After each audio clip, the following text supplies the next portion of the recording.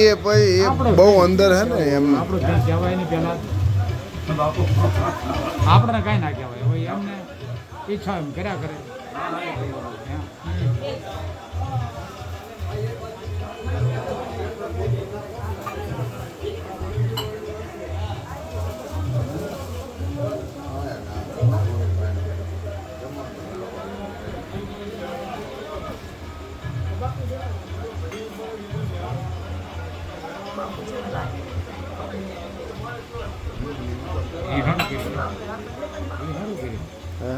બાપુ આમ કર્યું બાપુ યાદ રહે ને આપણા બધા બેઠા છે.